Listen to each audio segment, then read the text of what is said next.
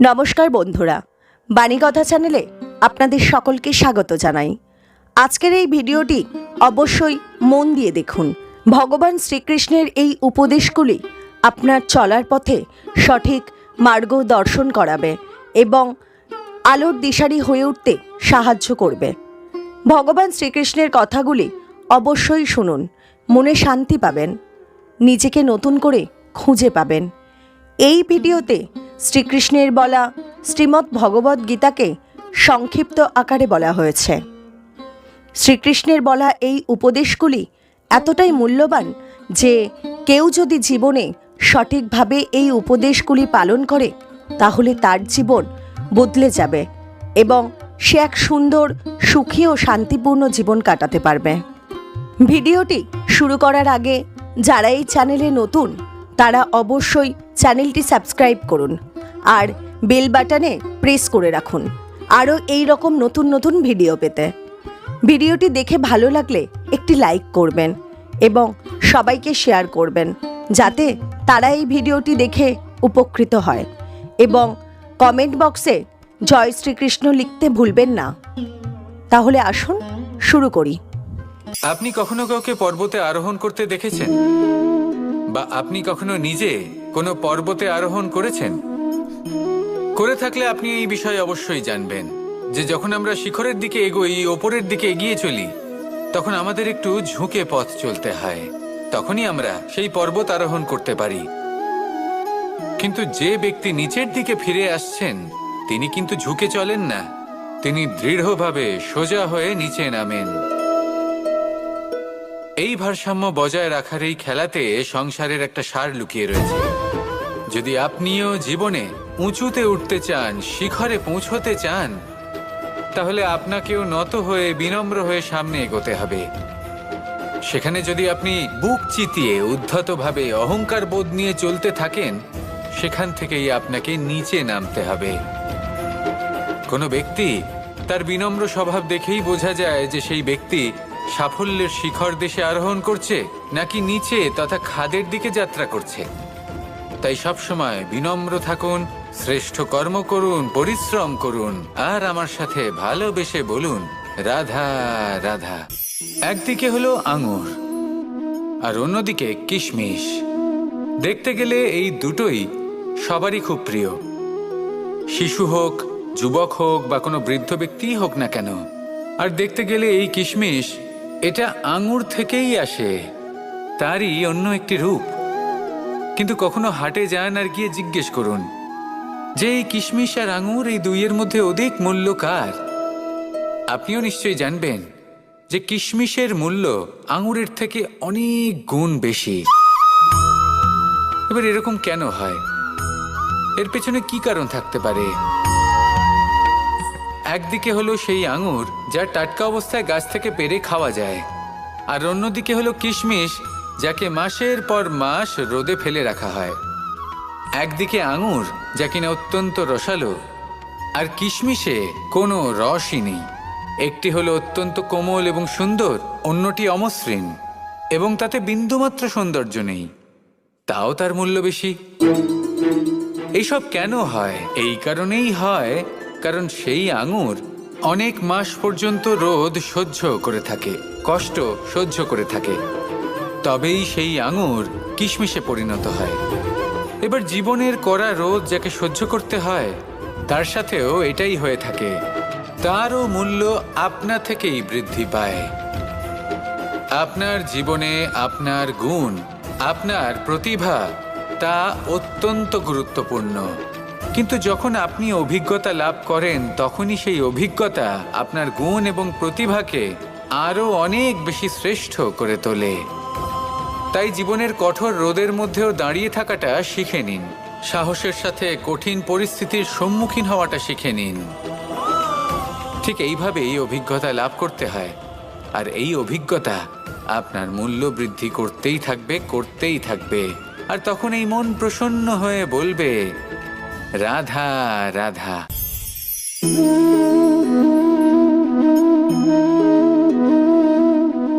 জল এই সংসারের সমস্ত প্রধান তত্ত্বের মধ্যে একটি। এই জল যে কোনো জ্বালা দূর করে, আগুনকে নিভিয়ে দেওয়ার ক্ষমতা রাখে, অবিরল অবিচল ভাবে প্রবাহিত হতে পারে, একে কেউ বাধা দিতে পারে না। এর পথে বাধা সৃষ্টি করলে নিজের পথ নিজেই খুঁজে নেবে বা সে নিজেই নিজের পথ বানিয়ে নেবে, কিন্তু কখনো থামবে না।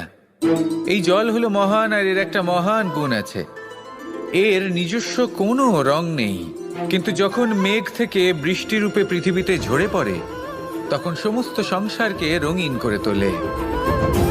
যেখানে খরা হয়েছে সেখানে শ্যামল করে তোলে, যে স্থান শ্যামল সেখানে ভিন্ন ভিন্ন প্রকারের পুষ্প ফুটিয়ে তোলে। এই জলের মতন আমাদের হতে হবে। ওর যেমন কোনো রং নেই, আমাদেরও যেন কোনো অহংকার না থাকে। শুধু কর্মের এই ধারাতে বইতে থাকুন, এই সংসারের মঙ্গল করতে থাকুন, শ্রেষ্ঠ কর্ম করতে থাকুন। এই সংসারকে এটা বলার কোনো প্রয়োজন নেই যে আপনি কে।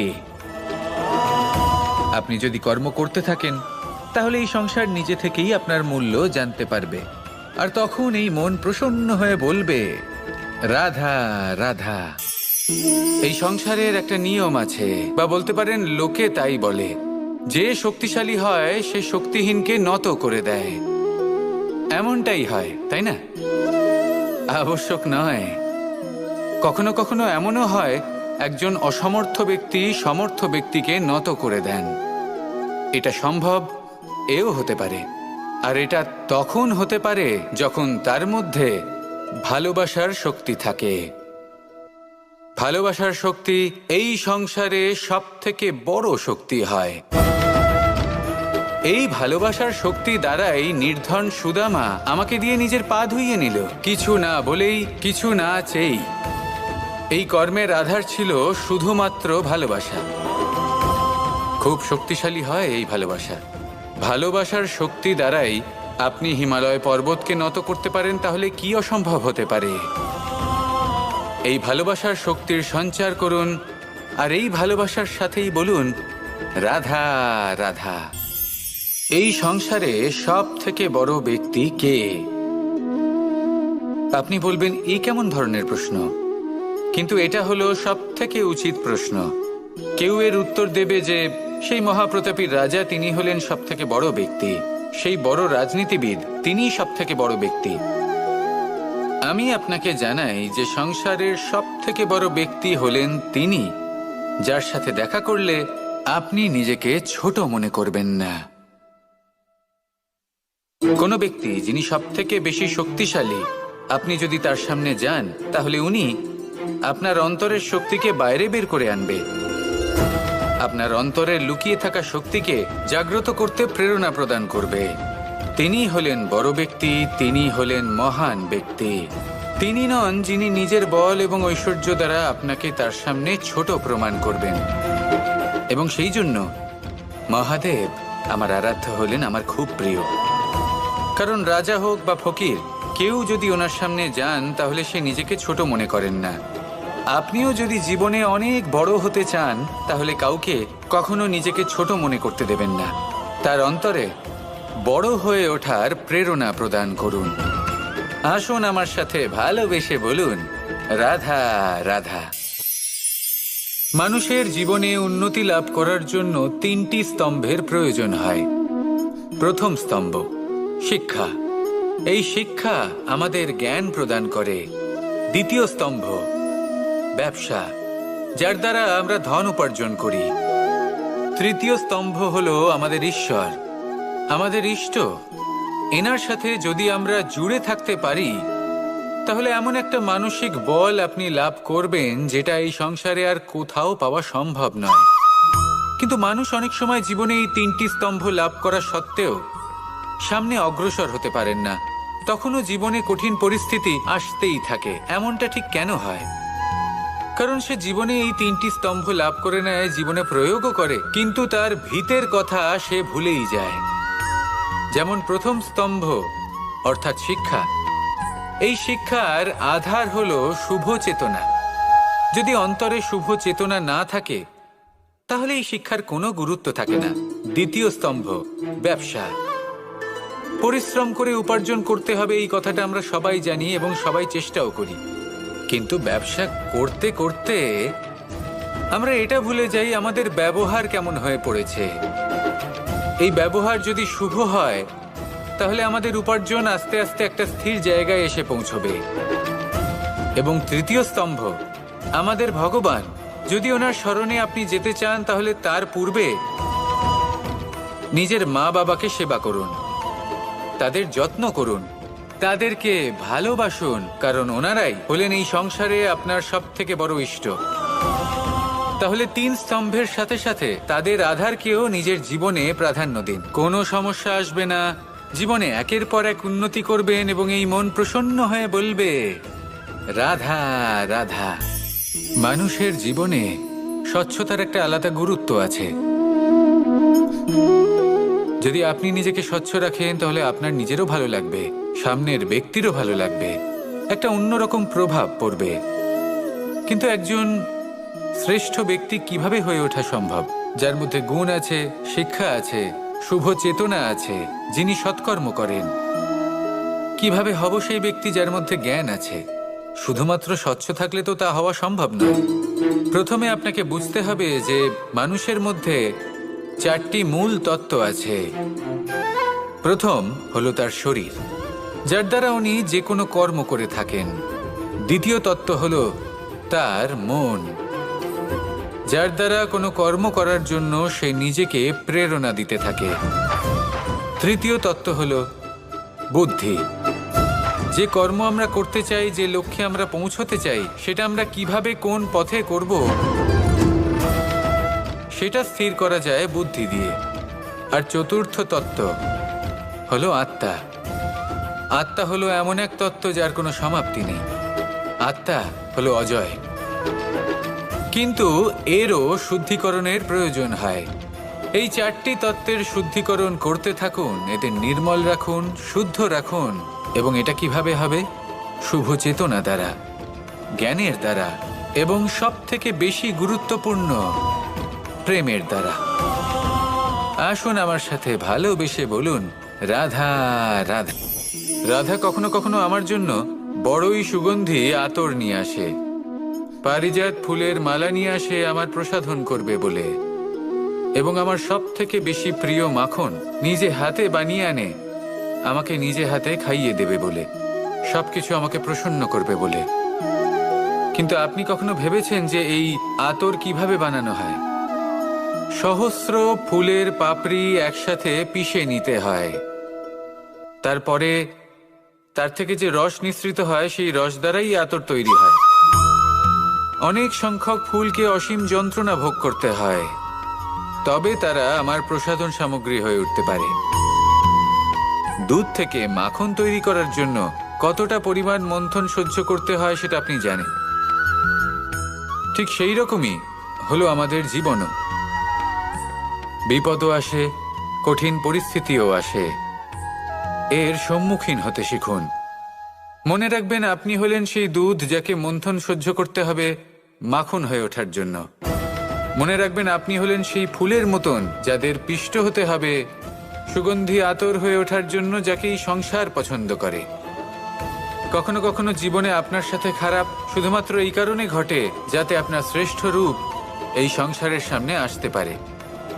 শুধুমাত্র কঠিন পরিস্থিতি এবং বিপদকে একটা সুযোগ হিসেবে দেখার চেষ্টা করুন। আপনার জন্য এই সংসার বদলে যাবে, সংসারকে দেখার দৃষ্টিভঙ্গি পাল্টে যাবে, আপনার ভাগ্য পাল্টে যাবে, আর এই মন প্রসন্ন হয়ে বলবে রাধা রাধা। যখন আমরা কোনো বনে প্রবেশ করি তখন এই সবুজ ঘাস দেখে, এই কোমল ঘাস দেখে আমাদের মন প্রফুল্ল হয়ে ওঠে।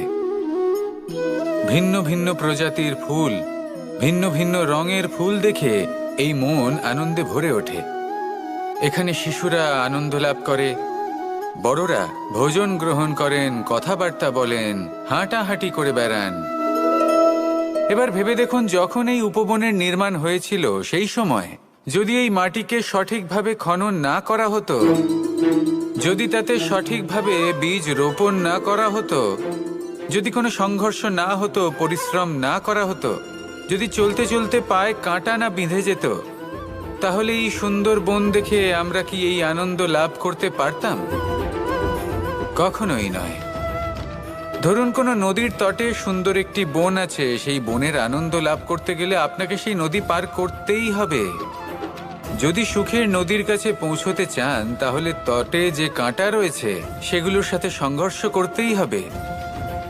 এই সংসারে যদি আপনি সুখ লাভ করতে চান তাহলে সুখ লাভের এই যাত্রা শুরু করতে হবে সংঘর্ষ দ্বারা। তাহলে সংঘর্ষকে স্বাগত জানান, এর পেছনেই সুখ রয়েছে যা আপনার জন্য অপেক্ষা করছে।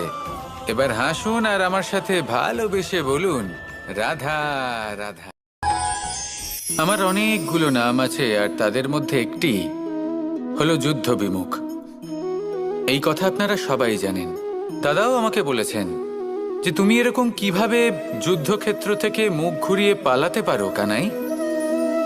দেখুন, যেটা সময়ের দাবি ছিল আমি সেটাই করেছি।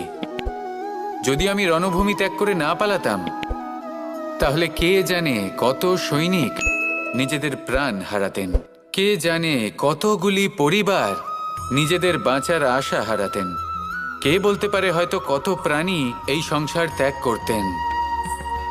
আর তাই কখনো কখনো যুদ্ধ বিমুখ হওয়াই শ্রেয়। কখনো জীবনের ক্ষেত্রেও এটা প্রযোজ্য।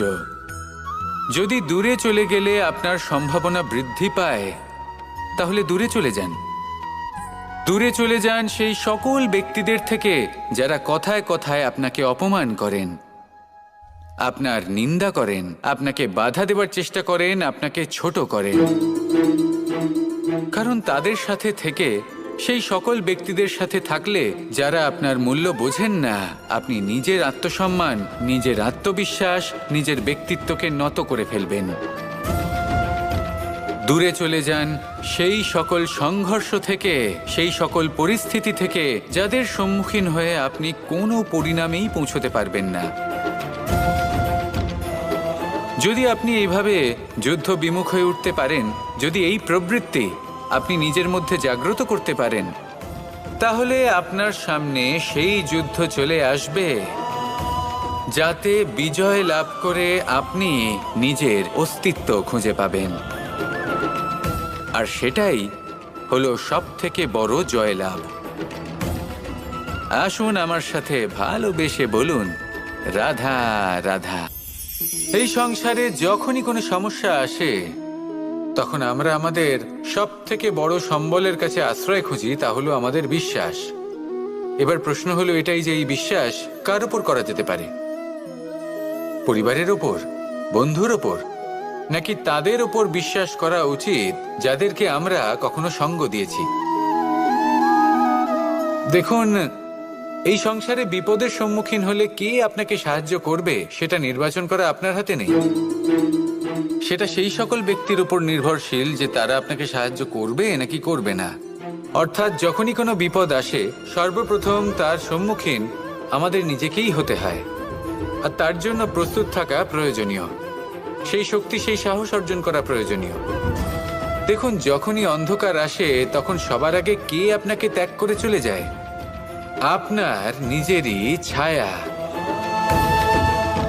এই অন্ধকারের সম্মুখীন হতে হয় অন্তরের প্রদীপের দ্বারা, অন্তরের আত্মা দ্বারা।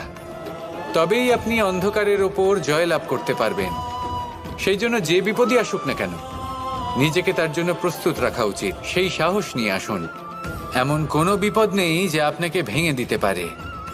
আসুন আমার সাথে ভালোবেসে বলুন, রাধা রাধা। মানুষ সুখী জীবনযাপনের প্রতি এতটাই অভ্যস্ত হয়ে পড়ে যে একটা ছোট্ট সমস্যা এলেই সে সবার থেকে সাহায্য চাইতে শুরু করে দেয়। সে সাহায্য লাভও করে এবং সেই সংকট থেকে সে বেরিয়েও আসে। কিন্তু এই সাহায্য কিছু মুহূর্তের, আর কিছু মুহূর্তের হলো এই দুঃখ। এই দুই মুহূর্তের সাহায্যের জন্য আজীবন আপনি তার কাছে ঋণী হয়ে থাকেন। আর মানবিকতার খাতিরে আপনার মনে কৃতজ্ঞতা জেগে ওঠে। আর সেই কৃতজ্ঞতা বোধ হলো যে আপনি কখনো সেই ব্যক্তিকে ছাপিয়ে যেতেই পারবেন না। সেই জন্য জীবনে সবসময় চেষ্টা করবেন নিজেকে প্রস্তুত রাখতে সেই সব সমস্যার জন্য, সেই সব বাধার জন্য যেগুলো আপনার জীবনে আসতে পারে। ততক্ষণ সাহায্য চাইবেন না যতক্ষণ না অন্য কোনো পথ না থাকছে। সাহায্য চাওয়া অনুচিত নয়, কিন্তু সাহায্য চাইলে এবং সাহায্য পেলে আপনি আজীবন কৃতজ্ঞ এবং ঋণী হয়ে থাকবেন। আর তারপর একদিন আপনি পরিবর্তন দেখতে পাবেন যে কিভাবে আপনি ছোট ছোট সমস্যার জন্য সাহায্য না চেয়ে বড় বড় সমস্যার সম্মুখীন হতে প্রস্তুত হয়ে গেছেন। এটাই হলো সংসারের নীতি। এটাই পালন করুন আর আমার সাথে ভালোবেসে বলুন, রাধা রাধা।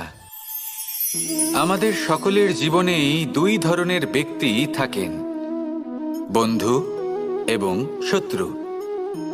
তারা হলেন আমাদের প্রিয় বন্ধু, যারা আমাদের জীবনে সবসময় আমাদের পাশে থাকেন। কখনো কখনো আমরা তাদের জন্য কিছুই করি না, তাও তারা আমাদের আনন্দ প্রদান করেন, ভালোবাসা প্রদান করেন। আর অন্যদিকে থাকে আমাদের শত্রু। দেখতে গেলে যখন আমরা জন্ম নিই তখন কিন্তু আমাদের কোনো বন্ধু থাকে না, আমাদের কোনো শত্রুও থাকে না। কিন্তু যত ধীরে ধীরে আমরা জীবনে এগোতে থাকি, আমাদের বয়স বাড়তে থাকে, তখন আমাদের বন্ধু আর শত্রু এই দুইয়ের সংখ্যা বাড়তে থাকে। আর সেই সবকিছু নির্ভর করছে আমাদের কথার ওপর এবং আমাদের ব্যবহারের ওপর। এবারে আপনি যদি কোনো ব্যক্তিকে স্বাগত জানান উদার চিত্তে, ভালোবেসে, তাহলে সেই ব্যক্তি আপনার বন্ধু হবেই হবে। কিন্তু যদি আপনি নিজে হাতে কাউকে সামনে অগ্রসর হতে বাধা দেন, বিনা কারণে তার সাথে খারাপ ব্যবহার করেন, তাহলে তার মনে শত্রুতার বোধ অবশ্যই জেগে উঠবে। আর রইল বিষয় কথার, যদি আপনার কথা মধুর হয় তাহলে সবাইকে আপনি আপন করে নিতে পারবেন। এই কথাই যদি কটু হয় তাহলে আপনার আপনজনেরাও দূরে চলে যেতে পারে। তাই নিজের কথার ওপর সংযম রাখুন এবং নিজের আচরণ উদার করে তুলুন। জীবনে সুখই সুখ থাকবে। আসুন আমার সাথে ভালোবেসে বলুন, রাধা রাধা। সুখ, দুঃখ এবং শক্তি, এই তিন হলো এই সংসারের ত্রিদেবের মতো। আমাদের জীবনে যা কিছু ঘটছে এই তিনটির ভিত্তির উপরেই হচ্ছে। আসলে এই সংসারের একটা নিয়ম আছে, যখনই আপনি কিছু লাভ করেন এই সংসার আপনার পরীক্ষা নেয়। এটা জানার জন্য আপনার পরীক্ষা নেয় যে আপনি যা কিছুই লাভ করেছেন আপনি কি আদৌ সেটার যোগ্য কিনা। ঠিক সেইভাবেই এই সুখ, দুঃখ এবং শক্তি আপনার পরীক্ষা নিয়ে থাকে। যখন সুখ আসে তখন সে আপনার পরীক্ষা নেয় যে আপনার মধ্যে অহংবোধ জাগ্রত হয়নি তো। যদি অহংবোধ চলে আসে তাহলে সুখ সেখানেই সঙ্গ ত্যাগ করে। দুঃখ আপনার ধৈর্যের পরীক্ষা নিতে থাকে, আর যদি আপনার মধ্যে ধৈর্য না থাকে তাহলে এটা আপনাকে আরো বেশি দুঃখের গভীর অন্ধকারে ঠেলে দেবে। সেখানে শক্তি পরীক্ষা নেয় আপনার বিনম্রতার। যদি আপনি বিনম্র না হন তাহলে হয় এই শক্তি আপনার সঙ্গ ত্যাগ করবে, নয় এই শক্তি বিনম্রতার অভাবে আপনার পতনের কারণ হতে পারে। এই সংসারে যে কোনো ব্যক্তি যিনি এই পরীক্ষায় উত্তীর্ণ হয়ে থাকেন এই জীবনে তিনি সাফল্য লাভ করেন। আসুন আমার সাথে ভালোবেসে বলুন, রাধা রাধা। ভয়ের সাথে আমরা সবাই পরিচিত, কষ্টও আমরা সবাই পেয়েছি। কখনো কখনো আমরা অসুস্থ হয়ে পড়ি, আর এমন সময় হলে মাতার মমতা, কখনো বাবার স্নেহ, কখনো বন্ধুদের পাশে থাকার অনুভূতি আমাদের রোগ নিরাময়ে সাহায্য করে। কখনো যদি আমরা নিরাশ হয়ে পড়ি, তখন যদি আমাদের কোনো আপনজন আমাদের দুটো ভালো কথা বলে তখন আমাদের মনোবল বেড়ে যায়। ঠিক তেমন সংসারের এই রঙ্গমঞ্চে যদি আপনি পীড়িত অনুভব করেন, কিছু শুভ কথা আলোচনা করুন, কিছু স্তুতি গান করুন, কিছু মুহূর্তের জন্য হলেও নিজের ইষ্টদেবের কথা স্মরণ করুন আর প্রার্থনা করুন। সাহস বাড়বে, শক্তিও বৃদ্ধি পাবে এবং সামনে এগিয়ে চলার পথও দেখতে পাবেন। তখন এই মন প্রসন্ন হয়ে বলবে, রাধা রাধা। এই সংসারে কখনো কোনো ব্যক্তিকে তার বাইরের পোশাক দেখে বিচার করার চেষ্টা করবেন না, এটা খুব বড় ভুল করবেন। যেমন আমরা জীবনে অনেক সময় এমন করি, ধরুন কোথাও একটা গাছ দেখলাম, খুব বিশাল আকারের একটা গাছ, যেটা মাটির থেকে অনেক উঁচুতে পৌঁছে গেছে, যার বিশাল শাখা আছে। সেগুলো দেখে আমরা ভাবি যে এই গাছে হয়তো কত সুস্বাদু ফল আছে। আমরা সেই গাছের পরিচর্যা করতে থাকি। আবার অন্যদিকে হলো একটি তৃণ, যেটা মাটি থেকে কিছুটা উঁচুতে পৌঁছেছে, কিন্তু সেই তৃণর নিচে, মাটির নিচে অত্যন্ত সুস্বাদু ফল বা সবজি জন্ম নেয়, যা আমাদের স্বাস্থ্যের পক্ষে অত্যন্ত উপকারী। সেই জন্য কখনো আবরণ দেখে কাউকে বিচার করতে চেষ্টা করবেন না। তার বদলে এটা বোঝার চেষ্টা করুন যে আপনার সামনে যে ব্যক্তি আছে বা বস্তু আছে, তার বিশেষত্ব কি। যদি এই বিশেষত্ব বোঝার ক্ষমতা আপনি অর্জন করেন, যদি এই শিল্প আপনি নিজের ভেতরে জাগ্রত করেন, তাহলে এই সংসারে বিশেষত্ব কি সেটা আপনি জানতে পারবেন। আর এই সমস্ত খেলা দৃষ্টি থেকে নয়, দৃষ্টিভঙ্গি থেকে জন্ম নেয়। দৃষ্টিভঙ্গি সবসময় শুভ রাখুন, আর আমার সাথে ভালোবেসে বলুন, রাধা রাধা। আমাদের জীবনে আমরা যখনই এমন কোনো মানুষের সাথে পরিচিত হই, যে বয়সে, পদে এবং আর্থিক দিক থেকে আমাদের থেকে পিছিয়ে, তখন আমরা সবাই খুব হীন নজরে তাদের দিকে দেখি। মনেই করি না যে সেই ব্যক্তির নিজস্ব একটা অস্তিত্ব রয়েছে, তার নিজেরও একটা মাহাত্ম্য রয়েছে। আমাদের মনেই হয় না যে আমাদের সামনে দাঁড়িয়ে থাকার যোগ্যতা আছে তাদের। চলুন আপনাকে একটা প্রশ্ন করি, শূন্যের নিজস্ব মূল্য কোথায়? আপনি বলবেন কিছুই না। শূন্যের আবার নিজস্ব মূল্য কোথায়?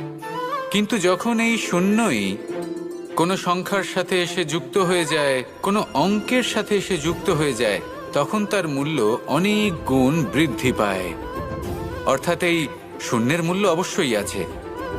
আর আমাদের জীবনেও এমন কিছু ব্যক্তি থাকেন, তাদের দেখে মনে হয় যে এদের কোনো মূল্যই নেই।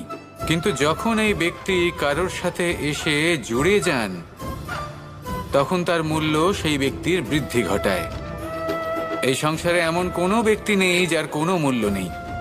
যদি আমরা ধনুকের কথা বলি, তাহলে তার জন্য একটি দড়ির প্রয়োজন হয়, যেটি প্রত্যঞ্চা হিসেবে ব্যবহৃত হয়। যদি এই প্রত্যঞ্চা না থাকে, তাহলে ধনুকের কোনো মূল্যই থাকে না। যদি প্রত্যঞ্চা না থাকে, তাহলে ধনুকের অস্তিত্ব অসম্পূর্ণ থেকে যায়। এই সংসারে যে কোনো ব্যক্তি হোক বা যে কোনো বস্তু হোক, প্রত্যেকের নিজস্ব একটি মূল্য আছে। তার সম্মান করুন, সামনে অগ্রসর হন, আর আমার সাথে ভালোবেসে বলুন, রাধা রাধা। মানুষ একটা অত্যন্ত শ্রেষ্ঠ কর্ম করতে পারেন, সেটা হলো ভুলে যেতে পারা। আর সেটা বরদানের চেয়ে কম কিছু নয়। মানুষকে যখন কোনো কারণে নিজের প্রিয়জনদের থেকে দূরে যেতে হয়, তখন মনে দুঃখ জাগ্রত হয়। তিনি সেই দুঃখকে ভুলতে পারেন। কখনো কোনো সম্পর্ক থেকে যদি দুঃখ পেয়ে থাকেন, তখন সেই দুঃখকে ভুলতে পারেন। কিন্তু এই সংসারের প্রত্যেক আবেগ, প্রত্যেক বস্তু ভুলে যাওয়া উচিত নয়। বিশেষ করে আমাদের প্রিয়জন, আমাদের পরিবারের সদস্য। যখন এই সংসার থেকে ওনারা চলে যান, তখন যে সৎকর্ম ওনারা করেছেন, যে প্রেরণা ওনারা আমাদের প্রদান করেছেন, কখনো ভুলে যাওয়া উচিত নয়। যখন আপনি কোনো উঁচু স্থানে পৌঁছে যান, আপনি সাফল্য লাভ করেন, তখন সেই সকল বন্ধুদের ভোলা উচিত নয় যারা আপনার সাথে আরম্ভ থেকে ছিল, যারা সব সময় আপনাকে সাহায্য করেছে।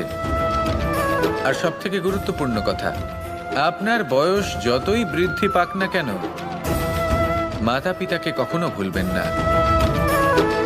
আপনি যতই বড় হন না কেন, আপনি তাদের সন্তানই থাকবেন। অভিজ্ঞতার দিক থেকে ওনাদের থেকে ছোটই থাকবেন। তাই সবসময় নিজের মাতা পিতাকে নিজের সাথে রাখুন, কখনো তাদের ভুলবেন না। সেই সকল ব্যক্তিদের ভুলে যাবেন না যারা দুঃখের দিনে আপনার সাথে ছিল, তবেই জীবনে সুখ পাবেন। আসুন আর আমার সাথে ভালোবেসে বলুন, রাধা রাধা। মানুষের এই সংসারে জীবনযাপন করার জন্য কিছু জিনিসের প্রয়োজন পড়ে। এমন কিছু আবেগ, এমন কিছু বস্তু আছে যেগুলো তার প্রয়োজন হয়।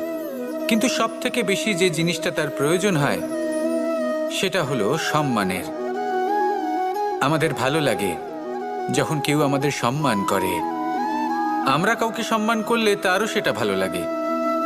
কিন্তু আপনি দেখবেন যে সংসারে বেশিরভাগ মানুষ দুটি মাপদণ্ডের ভিত্তিতে সম্মান করেন, হয় বয়স দেখে করেন বা উপার্জন দেখে, অর্থাৎ সেই ব্যক্তি কতটা উপার্জন করেন। এবার ভেবে দেখুন, এটা আবশ্যক নয় কারোর বয়স যদি বেশি হয় তার বুদ্ধিও ততটাই বেশি হবে।